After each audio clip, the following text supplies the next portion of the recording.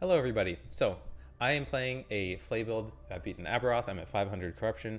I'm working on pushing it even further. I'm very powerful. I'm basically nuking everything in the game, except for when something does like 50,000 damage to me, which is very weird. But I'm very strong defensively. I'm very strong offensively. I'm very quick. This is a very powerful build. And I see a lot of people trying to play Flay and not really having a ton of success. So let's go into what the build is and how to make it work. So first off, this is a harvest build primarily. We're using Flay to bluff it up, but we're primarily using Army of Skin to get our harvest super buffed up. We're using Army of Skin, it's the pair of boots. Each time we cast Flay and hit a target, either killing an enemy or hitting a boss or rare enemy, we get a stack of Exhortation. And Exhortation gives us 6 melee damage to our harvest and our Flay. So 6 melee damage, 13 times, that's 78 base damage that we're adding. For reference, that's like having a tier 6 on top of your a pretty well-rolled, base damage axe, right? So that's a ton of flat damage that you're getting just from your boots. As long as you have this, you can make this build work. Otherwise, it's giving movement speed and attack speed, which is also nice. But the way we play around this is by hitting a boss or a rare enemy. We cast our Flay 13 times until we get 13 stacks of Exhortation. And then we just use our harvest. And then whenever our Exhortation is about to run out, we cast it again to refresh all of our stacks. So we maintain all the damage that we have, right? So that's essentially what we're doing. The playstyle is relatively simple. We just cast Flay on the target, and then we're casting harvest whenever we have it possible. We want to stay in Reaper form as much as possible and keep our Aura of Decay up. Aura of Decay we're just using as a slight debuff. It's not actually doing that much for our build, so you can run other things. I was thinking of running Chaos Bolts. I just didn't have the points to make it work, but definitely something you can do. You want to keep Reaper form up as much as possible, and whenever you think you're in danger, or if you need the damage, you can pop Death Seal. Death Seal will make you cast Death Waves every second, so it'll give you a little bit of bonus damage. And more importantly, delay the damage you receive for the duration for a long period of time, right? So it's pretty straightforward to play once you get into it, but I think it's very hard for people to find success right now because they're lacking a bunch of damage, right? So we'll talk about the pieces we use in order to make it work and how we're going to, become super powerful. If you see in the actual gameplay, I'm critting from anywhere between like 40 to like 80k per crit, and I'm autoing maybe like 3 times a second. So it's doing a ton of damage per second, right? I'm blowing up bosses. I have a relatively quick Aberroth kill, and this is without all my final gear. So I have a good set of gear. I have all the necessary pieces required, I think, but I beat Aberroth on a much tighter budget, right? So let's talk about the gear and how you can help build your Flay character to make it work. So first we have to talk about Exhortation, right? Exhortation requires you to kill an enemy, which means Flay has to kill the target, right? When we're doing our mono clears. If you want Flay to be a good clearing skill, that's how you want it to be. So if Flay says hit damage, Flay deals more hit damage, or Flay deals more damage, or Flay deals more melee damage, those are the things we're looking to scale, right? So over here, Decree of Slaughter, it gives us 30% more hit damage, doubled against low life, which means it can execute, right? So if we're getting execute damage, that's huge. That's essentially a 64% more damage right here, which is important because we need it in order to stack our executions, right? Then we're turning it into cold, and we're taking Chill of the Grave, which gives us 40% more damage to chilled or frozen enemies, right? As many points as we can into Gravecrawler. We have 3 points in. If you could get a 4th, that'd be cool too. Each point gives you 8% more damage. And then Corrosive Slash is super important because it's a curse that reduces the cold resistance in armor as we're turning into cold. So, it'll reduce the resistance, right? So those are super important. Otherwise, I went into Macabre Dance. I think that's how you say it. It gives you more melee damage, and it reduces the cooldown of your Reap or Reaper form. I think this is bugged. It says you can use it up to 6 times per skill. However, I feel like I see it work like 2 or 3 times when it's over half. And then because it's remaining cooldown, I feel like either it's not noticeable or it's just not doing anything. So it's not that important. It just gives 16% more melee damage, which is relatively good. And then Trepidation Blade for the additional attack speed with the dagger because we're using 2 of them. And then finally, I put the remaining points into Blood Revelry because we're buffing up our harvests that we use after you know, after using our Flays, because we're stacking up 13 at the start, and when we're clearing, we're doing essentially like a Flay hit, then a Harvest hit to clear the pack, and then a Flay hit and a Harvest hit to clear the pack. So it's like alternating when we're actually clearing monos. So that's what I've done. I think I've seen other people take Hue, which gives you less mana cost and more melee damage, but I'm not struggling with mana at all. So as you'll see in the like mono clear stuff that's probably going on in the background, mana is not an issue for me. And in fact, I'm doing things to gut my mana because I have so much mana generation, right? And then finally, Spirit Stride, you want that to get that distance so that your clear feels good. So remember, if you don't get the executes with your Flay, then you're not getting your stacks to buff up the rest of your skills. So you want to, at the start of the monos, make sure you're getting those 13 stacks to get the big damage. Then let's talk about our Harvest, right? So Harvest, we're also turning it into a cold skill, just because Flay is also a cold skill, and there's no real bonus to being necrotic. I'll talk about that later, but let's get into how to make Harvest do damage. So Harvest has a node over here called Death Inside that gives you 15% bonus or more hit damage per unique ailment, up to 90% more hit damage. So 90% more damage is huge. We're also getting an additional 18% more damage from Mind Harvest and 52% more damage from Symbols of Loss. So that's a ton of more multipliers over here. We're giving it a good amount of base crit chance and attack speed. There's an additional 9% crit chance added to the 5% that it already has. So, you know, 14% base crit chance is pretty good. And then Morbid Fury. I mean, we like attack speed. We are dual wielding, so we're getting 24% attack speed from this in addition to the 6% over here. So it's 30% attack speed on the skill. So it feels incredible to use, right? It feels incredible to use. And we're taking the Learned Weakness for the additional global crit chance, which will help our Flays out, and our global crit multi, because crit multi gives us more damage. And then finally, with our last 3 points, we're taking Finality for the additional damage. Something that is interesting that you could do if you had like a ton more points, you could get Wraith Skin, which gives you % of missing health gained as ward. Considering we're always capped at 50%, you know, we're gaining a piece of our missing health gained as ward, so it's nice. And we could get Iron Mouths. This could be interesting if you could heal enough to outweigh the % current health consumed, because it gives you 20% crit multi, so that's a lot of damage. It also gives you base crit chance, but you're kind of crit capped, so this isn't super necessary, right? So that's our, you know, our 2 damage skills.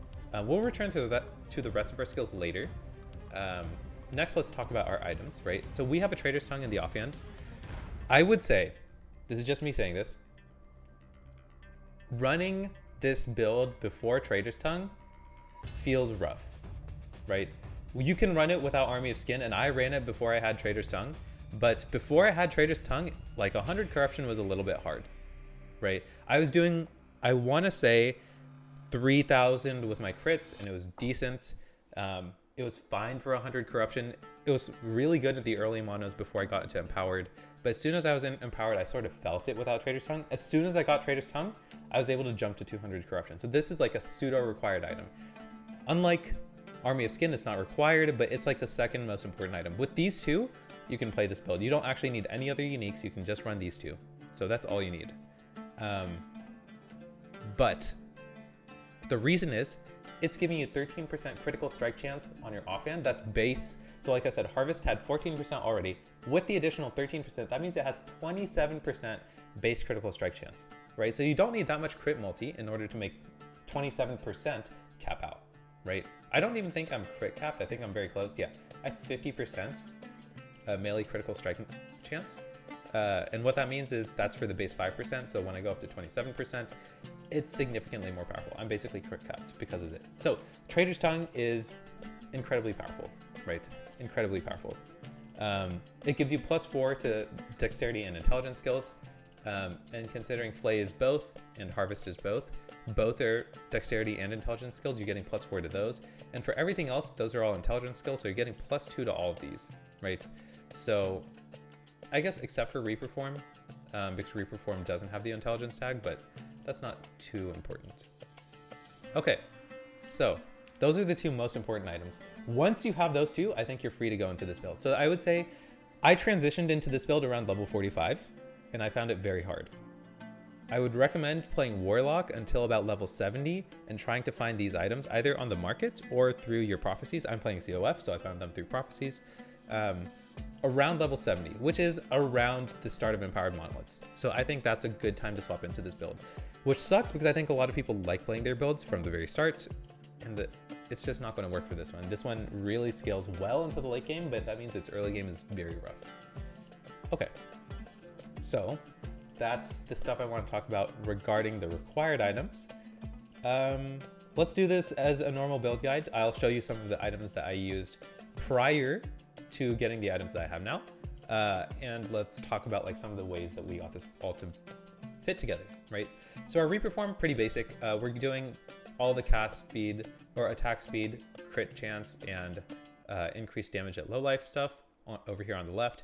And then with our extra points, we're going into a little bit of base damage to get to a little bit of crit multi at the bottom, just because those are extra points that we'd like. And then required is Soul Shroud, armor per point of intelligence. So if you look right now, I have 4,000 armor. When I go into reperform, I have 5,000, I gain 1,000 armor just because I have 83 intelligence. So it's incredibly powerful. And then Death Seal, which I'm going to talk about right now. When I pop this, my armor goes to 8,000, right? I have a stupid amount of armor. And ignore the percent that changes based off of what zone I'm in, but the flat value is relatively accurate, right? So Death Seal, let's talk about it now, is your powerful defensive skill, right? You pop this whenever you're in danger. It gives you damage reduction equal to 1% of your missing health, and we have capped our health to half of our health. So we're getting 25% damage reduction whenever we pop Death Seal. And then we are also delaying 12, or how much of it? 25%, wait, no, this is delayed damage cleared. 90% of hit damage taken is dealt over 4 seconds. So you're delaying a ton of your damage, right? And then we're taking things to clear that delayed damage on kills. So to get rid of it, this makes us infinitely tanky. But most hits, when we are in this form, we are very resilient to. So hit damage, we are very resilient to. And we're turning it into cold as well, because we are playing a cold build. And then we're taking the necrotic shred. This is transitioned into cold shred, so we're getting a little bit of resistance shred as well from this. So very good utility skill, a little bit of haste, stopping our current health drain.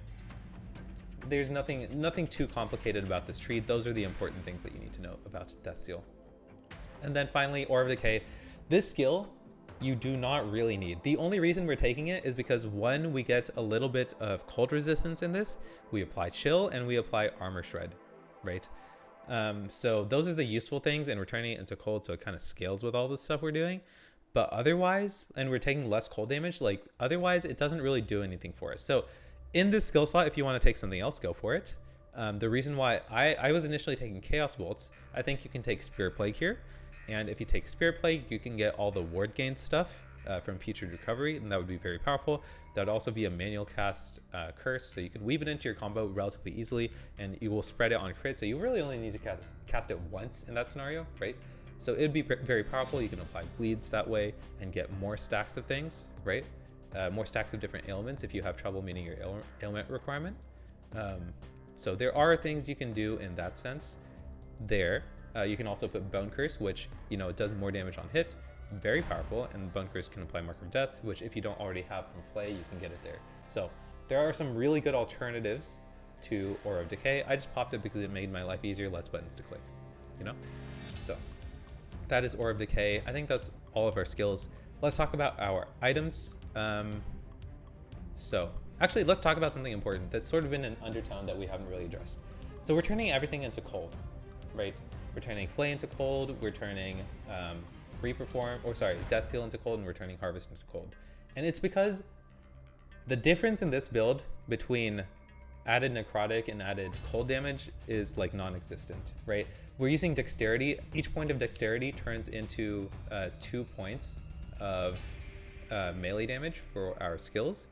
So it doesn't really matter which one you choose, necrotic or cold. There's just no benefit to running necrotic, right? Because both necrotic and cold are good against armor, right? Only physical is bad against armor. Physical armor is applied at 100% effectiveness against physical, and then 70% effectiveness at everything that's not physical. So cold and necrotic both fit that bill of not being physical. But there are some bonuses that we get for being cold that we just don't get for being necrotic, right? So in Flay, we get Corrosive Slash, which, you know, reduces cold resistance. And then for your Harvest also doesn't care if it's cold or necrotic, right?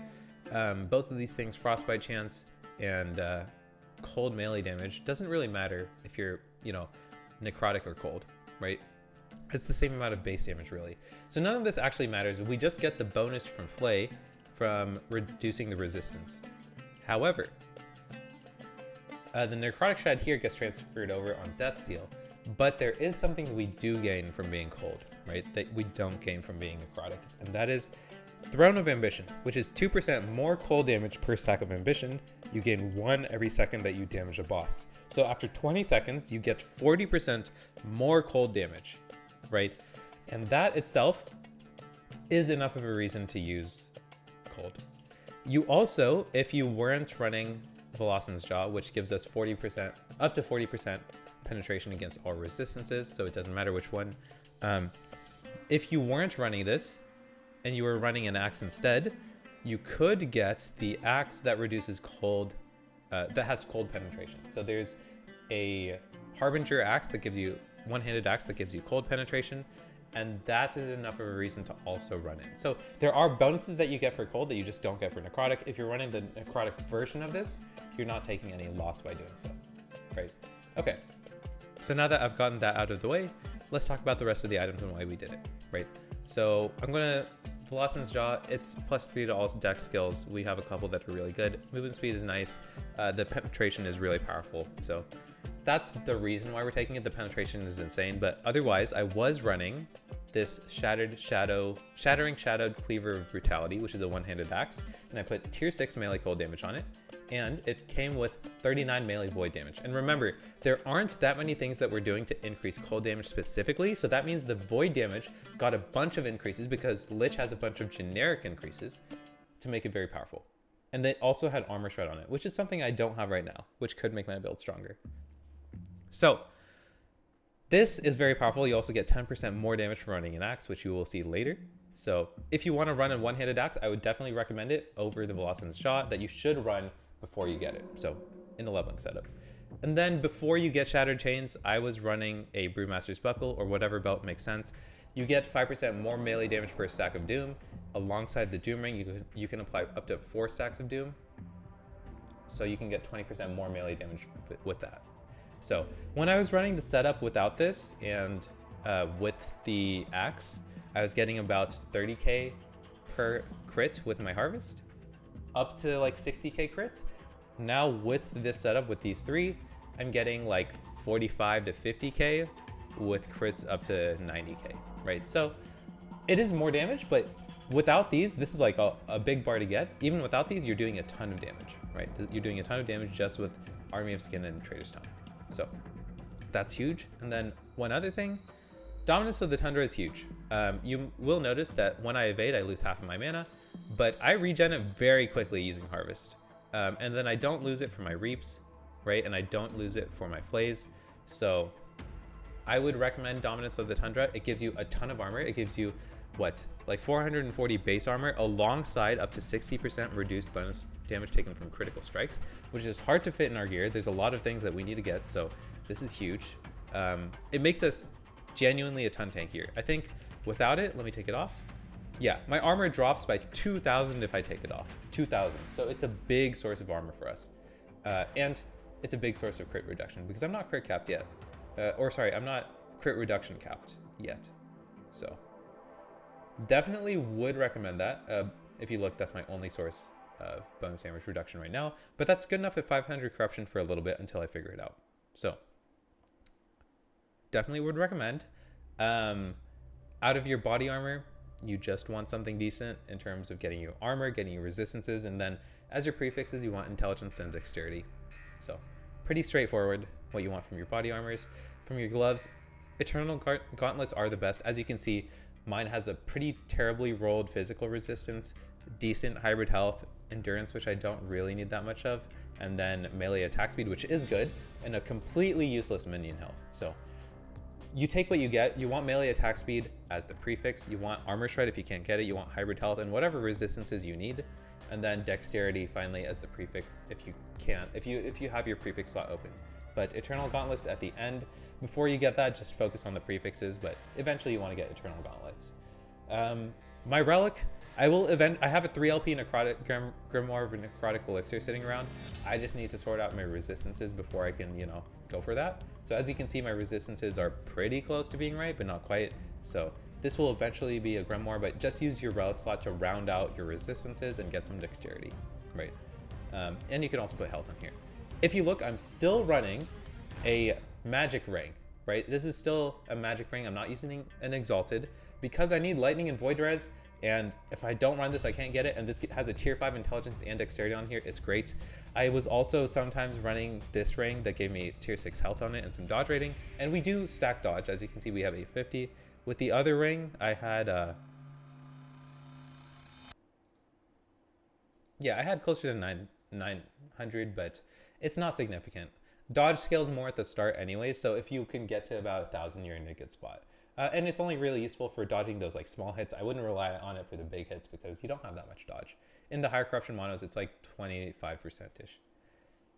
Okay, so those are armor pieces of notice. Nihilus is good. It's very good. But before you get Nihilus, you can always run, where is it? Evolution's End, which will also give you up to +2 to all skills. It gives you all attributes. It gives you all resistance. It gives you move speed. So it's like a mini Nihilus for sure. And if you don't have that, you can run Pearls of the Swine. That also gives a lot of really good stats. So those are good options for your amulet. Let's talk about passives. Just to round it out. I didn't run the Chaos Bolts version. I started running that, but we'll talk about that later. If at the start, you want to go Forbidden Knowledge, Stolen Vitality, and then with these 5 points, you actually want to put them into Bone Armor at the start. Eventually, you'll transition them back over, and then Dance with Death, 2 points into Deadened Nerves, and then 5 points into Ethereal Menace, 3 points into Reaper, because you really want the dexterity wherever you can get it, and that dodge rating for intelligence and dodge rating for vitality, because you want to kind of stack both in the background. 8 points into Extricating Insight, because you do get an additional 8% elemental pen here that you wouldn't get if you were necrotic, right? So it's not that necrotic is bad, it's just that we have nothing specifically that we're benefiting from necrotic, but we do have things that we can specifically benefit if we're cold. So I would say in the tier list of like types for this, you can be cold first. It has a lot of benefits. Necrotic, there's no real downsides to being necrotic. And then physical is the worst just because armor is, a lot worse against physical. So Extricating Insight over there. Then you get Executioner. I would not start playing this build until you can get Executioner, because without being able to dual wield a Traitors Tongue on your offhand, it's just not worth playing, right? So Executioner on is the minimum to play this. I would not recommend playing it out of the box, at least until you're like level 60 to 70. And then you want to get 5 points into Deathbringer, 3 points into Clairvoyant Insight, and then 5 points into Instrument of Death, 5 points into Ageless Aesthetic. And where I think you can actually start playing this is Accursed Feast, right? When you get Accursed Feast, you have enough leech to play this. You are always going to be leeching enough, and you will get that low health bonus that you're going to get from Corrupted Form whenever you get that. So you will always be in a good spot. So once you get Accursed Feast and Corrupted Form, because you're going to go back and get that, that'll reduce your health to the 50% point where you can get the tripled effect from Dance with Death all the time. So that's when your build becomes very powerful, right? So then you come back and you put points into Corrupted Form, and Impact Ward to take less damage over time taken, and then eventually Spectral Wounds to delay hit damage from bosses and rares. So that's the order of things you want to take. I definitely, until you have enough stat points to put in all of those, I wouldn't really transition into this. Once you get there, it's very powerful. And then finally, when you have the points, when you have Nihilus or something, you can come back for Apocryphia. You don't really take that much. I think you don't get that much increased mana regen. I think Nihilus is my only real source, 49% increased mana regen. And then you get an increase of 14 over here. 49 plus 14 is what? 53, 63%. And so you're getting a 31% increase in your armor. So it's pretty good at that point, but you don't have that many increases in mana regen. So with just these 7 points, you would be getting what, a 7% increase to your armor. So it's not that crazy at the start, but it scales a lot better once you get Nihilus up and running. So things that I'm not doing. I'm not taking Necrotic Energy. didn't do it. 2 points of melee necrotic damage is equal to 1 point of dexterity, but dexterity also gives you dodge rating, and it's just not worth it. There are other things you can take. Unclosing wounds. I was taking this when I was necrotic. I transitioned into cold a little bit later, around 200 corruption, when I realized cold was better. But this is something you can do if you have the points, if you want to play necrotic. And then Pet of Souls. There's a lot of vitality that you can get in this tree that I haven't gotten, but vitality would scale with your dodge rating. So there you go. Some other things that are of note. Okay. Thank you all for watching. Hopefully you got an idea on how to make this build work. I have a ton to do on this build still. I need a better ring. I'm eventually going to farm for a red ring. I have a 3 LP Traitors Tongue that I need to slam. I need to slam a 3 LP Grimoire of Necrotic Elixirs. So there are like a bunch of different upgrades that I have to finish this build out. And I'm still like clearing super easy at 520 corruption. So I think I'm going to push it to like 700-ish before I decide to move on to something else. So yeah. Peace out, guys. Thanks for watching, and hopefully this can fix your Flay builds in the future. See ya.